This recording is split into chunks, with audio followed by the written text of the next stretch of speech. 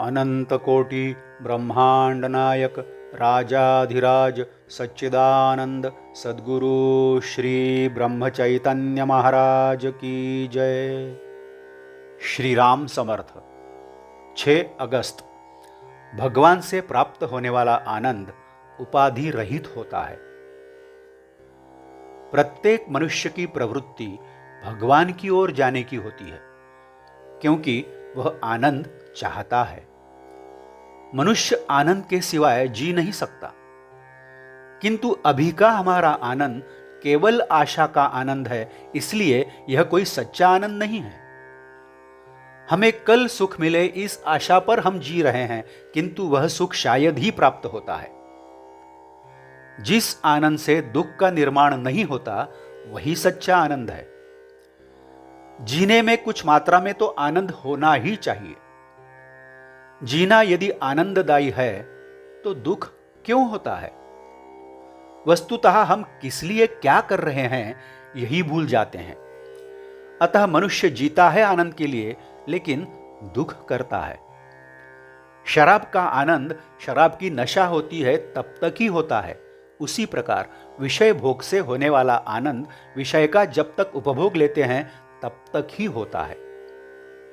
दृश्य वस्तु सत्य नहीं होती, वह अशाश्वत होती है, अतः उसे प्राप्त होने वाला आनंद भी अशाश्वत होता है। हम संसार में प्रपंच बढ़ाते हैं, वह आनंद प्राप्त हो इसलिए बढ़ाते हैं, किंतु भगवान के अलावा होने वाला आनंद न किसी कारण पर निर्भर होता है।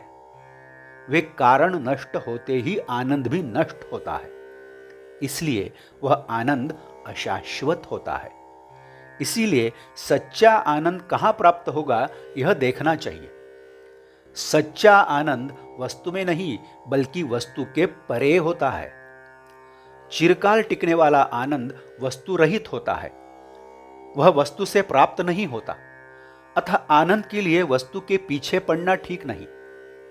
विषय का आनंद परावलंबी होता है, तो भगवान से प्राप्त होने वाला आनंद उपाधि रहित किसी बात पर निर्भर नहीं होता। स्वानंद स्मरण के अतिरिक्त जो स्फुरण हो उसी को विषय समझे। सच्ची आनंदी वृत्ति दशहरा दिवाली की निशानी है। हास्य आनंद का व्यक्त रूप है। बिना किसी वस्तु के अस्तित्व के हुआ जो आनंद, वही परमात्मा का व्यक्त रूप है। आनंद के लिए जो मारक, वह न करना वैराग्य है, और आनंद की वृद्धि करने वाला जो चिंतन, वह विचार है। आनंद यानी आत्मचिंतन से होने वाला मानसिक संतोष। जो निस्वार्थ बुद्धि से प्रेम करता है उसे आनंद प्राप्त होता ही है।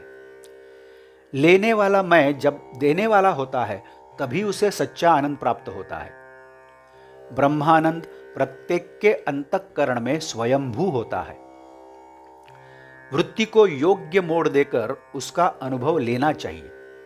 एकांत में शांत चित्त हो स्वस्थ बैठें, श्री राम का स्मरण करें, उनके चरणों पर माथा टेक कर कहें, प्रभु राम मेरा मन शुद्ध करो, देह बुद्धि को मत पनपने दो, तुम्हारे चरण, तुम्हारा हास्य मुझे सदा देखने दो, तुम मेरे माथे पर अभिष्ट फल देने वाला हाथ रखो। प्रभु राम को प्रेम से मिन्नतें कर, यह जानकर कि राम परमानंद स्वरूप है, उनसे एक रूप हो जाएं।